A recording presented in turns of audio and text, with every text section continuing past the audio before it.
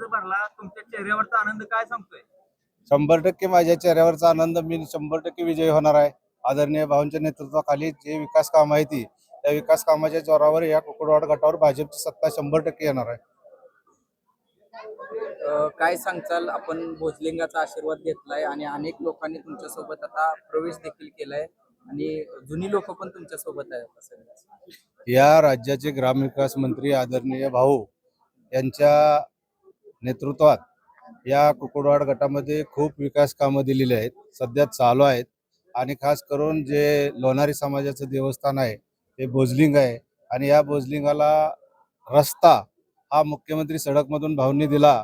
आणि तसेच हे भोजलिंग देवस्थानला ब वर्ग दर्जाही भाऊंनी आता मिनिस्टर झाल्यानंतर त्यांच्याच खात्याअंतर्गत असल्यामुळं ब वर्ग दर्जा दिला आणि त्या मंदिराच्या सुशोभीकरणासाठी 5 कोटीचा निधी जाहीर केलेला आहे. तुमच्यावर असा हे म्हटलं जातं विरोधकांकडून की घराणेशाहीचा आरोप केला जातोय. हा उमेदवार दुसऱ्या गटातून दिलाय. आधी बिदालमध्ये पण तुम्ही सदस्य होता, मार्केट कमिटीला पण सभापती म्हणून तुम्ही काम केलं. कसं आहे की विरोधक हा बोलत राहतो, तो स्वतः तरी कुठं दुसऱ्या गटात राहिला होता उभा आणि त्याची घराणेशाही नाही का? तो पहिल्यापासून त्याच्या घरात उमेदवारी आहेच ना. तो सातारला चालतो, गोंदवल्यात चालतो, कुकुडवाडात चालतो. मग तो नाही का आता चितळीला चालतो, मायनेला बी चालला होता. कुठं कुठं जाणार तर माहित नाही, पण तो चालतो ना. मग त्यात काय एवढा विषय? विरळीला आणि वरकुटमध्ये तुम्ही सभा घेतली, रात्री त्यांची पण विरळीला सभा झाली. हा. त्या तुमच्या सभा म्हणजे बोरीचा बार होता असं ते म्हणतात. जनता आणि सर्व पत्रकार बंधूंना माझी विनंती आहे की आपण दोन्ही सभा पाहिलेल्या आहेत आणि दोन्ही सभा काय होत्या ती त्याच्या आयुष्यात तेवढी जर सभा वरकुट्यात घेतली तर मी तुमचं म्हणेल ते ऐकेन. आता कुकुडवाड गटात 2026 विजय विजन काय?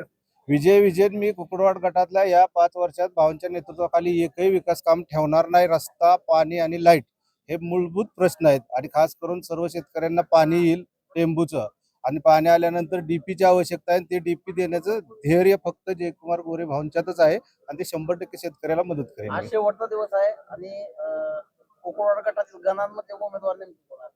कुकुडवाड गणामध्ये आम्ही अजून दोन कुकुडवाड गणामध्ये मनोजची मिसेस आहे माधवी मनोज काटकर आणि सविता महादेव काटकर, हे 2 उमेदवार आहेत. अजून डिसिजन फायनल आदरणीय भाऊ जरा वेळाने घेतील. आबा, कालच्या कार्यक्रमामध्ये काही जाहीर प्रवेश झाले आणि त्यानंतर काल सांगितले गेले की अजून काही प्रवेश होतील, तर कार्यकर्त्यांची तुमच्या काही दुफळी अशी ही राजकीय भाषा असते. असं कुठेही जाहीर प्रवेश कोणी पदाधिकारी गेलेला नाहीये. गेलेले आहेत ते साधी टाकेच गेलेले आहेत, बाकी कोण गेलेलं नाही. काल तुम्ही भाजप सोबत आता विकासासाठी जायचा निर्णय घेतलाय. अनेक वर्ष तुम्ही काम केले मार्केट समिती आणि समाजकारणाचं. विकासाचा मुद्दा बघून आज जे काही विकास कामं गावागावामध्ये अख्ख्या तालुक्यामध्ये होत आहेत, अगदी काही एकाच कुकुडवाड गटामध्ये होत आहेत असं काही नाही आहे, सगळीकडे आहेत. काय कामं अगदी मी बघत होतो, उद्घाटन भूमिपूजन चालू होती, आचारसंहिता 4-8 दिवस पुढे 21च्या दरम्यान लागेल अशी परिस्थिती होती, पण आचारसंहिता एकदम त्याच दिवशी लागल्याने काय भूमिपूजनाची कामं थांबली, पुन्हा निवडणुकीनं होतील. पण विकास आणि जी आज पाणी जी माळावरती खळखळत आहे ते जनता पाहती या. त्यामुळं विकासाच्या मुद्द्यावरती हा घेतलेला निर्णय आहे आणि तो रिझल्ट 100% कुकुडवाड गटामध्ये येणार आहे, निश्चित आहे. तुमचा प्रवेश योग्य वेळी झाला, उशीर झाला? योग्य वेळी झाला. यापूर्वी पण पाणी खळखळत होतं पण तुम्ही विरोधात होता. यापूर्वी पण पाणी खळखळत होतं पण तुम्ही विरोधात होता. सगळीकडेच खळखळत नव्हतं आणि ते काही निर्णय राजकारणामध्ये विचार करून योग्य वेळेला निर्णय घ्यायचा असतो. विकासाचा मुद्दा घेऊन तुम्ही ह्या पार्टीत आलेला आहे आता सध्या. हा. ह्याच्या आधी तुम्ही जिकडे होता त्यांनी काही विकास केला नाही? थोडाफार केला असेल पण अशा पद्धतीनं विकास झालेला नाही आणि भविष्यातनं केला असेल असं म्हणताय तुम्ही, साशंक बोलताय. हा पण तुम्ही ज्या पार्टीत आहात त्याचं ठाम काय नाही का तुम्हाला दिसलं त्या पार्टीत? नाही, थांब काय दिसलेलं नाही. म्हणून तुम्ही इकडे आलाय. विकासाच्या मुद्द्यावरती आलेला आहे. एवढं मात्र सांगा. आज या महाराष्ट्र राज्याचे ग्रामविकास मंत्री सन्माननीय जयकुमारजी गोरे भाऊ यांच्या मार्गदर्शनाखाली आम्ही सर्वांनी जयकुमारजी गोरे भाऊ यांच्याकडे अरुणाबांची मागणी केली आणि आज आम्ही अरुणाबाची उमेदवारी सर्व कुकुडवाड गटातील सर्व जनता सोबत घेऊन आज आम्ही अरुणाबांचा अर्ज त्या ठिकाणी भरलेला आहे. मुलुक मैदानी तो कोण तुमच्याकडे पाहिलं जातं, तुमचे काय असणार मुद्दे, काय असणार प्रश्न? नाही, सगळ्यात मुद्दा महत्वाचा म्हणजे जे भावने काम केलंय किती काम केलंय आणि कुठपर्यंत पोहोचवलंय हे कसं होतंय प्रसार आणि प्रचार माध्यमातून आपण बघतोय, परंतु कुठंतरी सामान्य लोकांच्या हातामध्ये काय 90% लोकांच्या हातामध्ये काय मोबाईल नाही.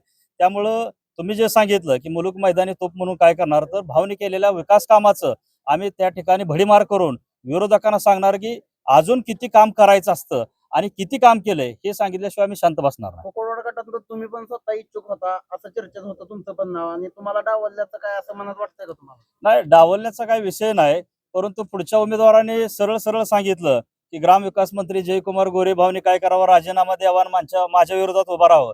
वरकोटच्या सभेमध्ये भाऊने सांगितलं की माझ्या कोणासोबत लढल्यानंतर काय होईल ते आता मी पुन्हा सांगणार नाही. त्यामुळं आम्ही सर्वांनीच, मी जरी इच्छुक उमेदवार होतो तरी सुद्धा आम्ही सांगितलं की समोरनं आव्हान आलंय की गोरे फॅमिली मधलाच पाहिजे. मग आम्ही असं केलं की सर्वांनी एक भावना सांगून जाऊन त्या ठिकाणी सांगितलं की आम्ही जरी इच्छुक असलो तर भाव जशाच तसं ठोक्यास ठोकं जर द्यायच असेल तर आम्हाला त्यांनी मागणी केली गोरे उमेदवार पाहिजे, तर आम्ही सांगितलं की आम्हाला अरुण आबा उमेदवार असेल तर आम्ही चालतोय.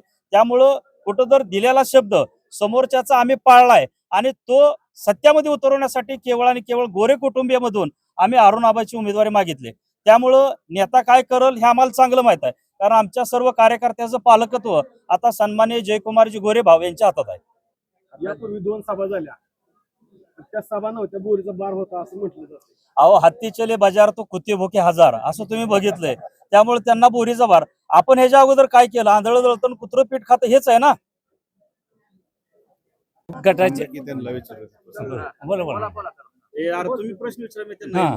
काय भावना आहे आता अर्ज भरला? पुढे प्रचार सुरू होणार आहे. आज अर्ज भरला, काय भावना आहे तुमच्या आता? कुकुळाड गटाच्या विकासाचं पर्व आता पूर्णपणे चालू झालं. आता याच्या अगोदर विकासाचा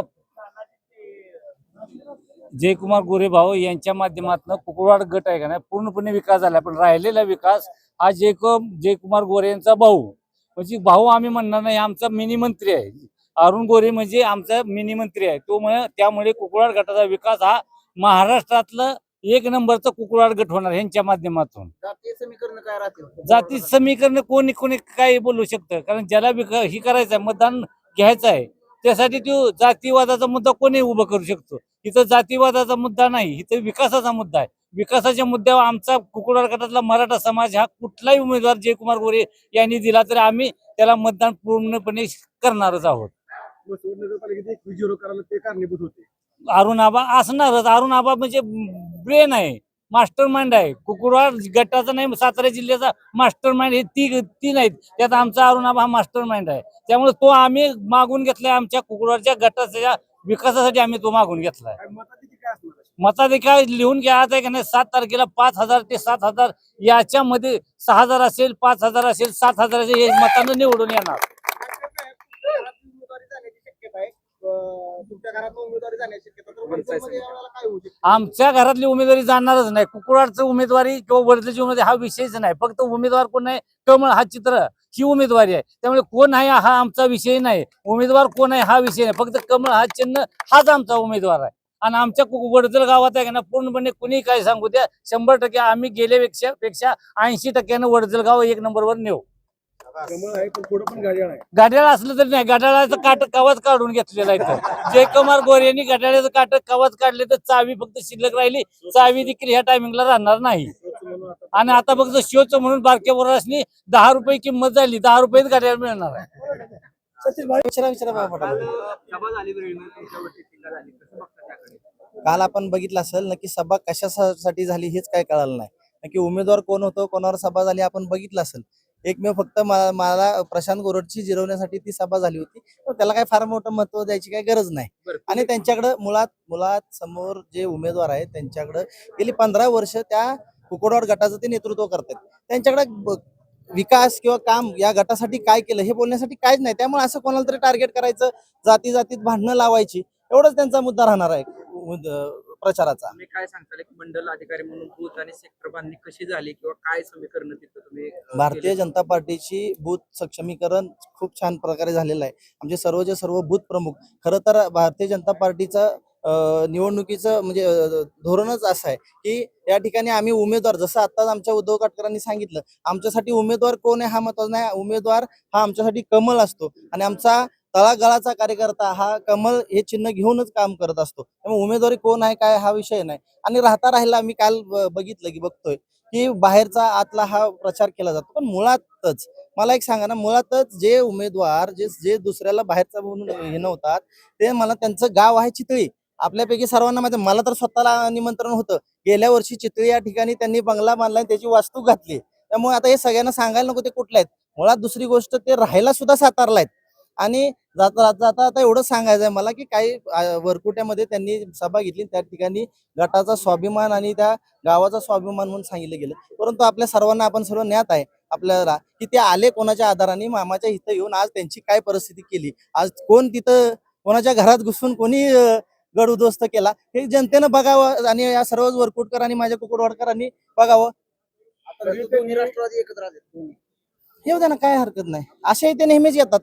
चितळी असली तरी त्यांनी 15 वर्ष प्रतिनिधित्व केले. हा ना, मग तेच आम्हाला म्हणायचं आहे. 15 वर्ष जर त्यांनी तिथलं प्रतिनिधित्व केलं तर त्या गटासाठी त्यांनी काय केलं हे त्यांना विचारा. त्यांच्याकडे तो काय मुद्दाच नाही, विकासाचा मुद्दा नाही. गेल्या 2 सभा त्यांच्याही आपण बघितल्या असतील. विकासाचा हा एक शब्दही त्या सभेमध्ये उच्चारला जात नाही. कायम फक्त टीका करणे आणि कसं का होईना ह्या मान खटावचा जो स्वाभिमान आहे त्या स्वाभिमानानं दुखावण्याचं काम कायमच यांनी केलेलं आहे. काय सांगताल, आज कुकुडवाड गटातून अरुणाबाचा अर्ज दाखल केला आणि ही सगळी ज्येष्ठ मंडळी आज भाजप सोबत आहे. काही नाही, कुकुडवाड गटामध्ये गेले 15-20 वर्ष झालं विरोधकांची सत्ता आहे. पण ह्यावेळी आम्ही कुकुडवाडचा गट हा माननीय आदरणीय भाऊंच्या मागं उभा राहून अरुणाबा गोरेंना प्रचंड मतांना आम्ही निवडून द्यायचा आम्ही सर्वांनी संकल्प केलाय. आणि येणाऱ्या झालेल्या नंतरच्या इलेक्शन नंतर कुकुडवाड परिसराचा कायापालट करण्यासाठी अरुणाबा आणि भाऊंना घेऊन कुकुडवाडचा कायापालट करून घ्यायचा एवढंच आमचं उद्दिष्ट आहे.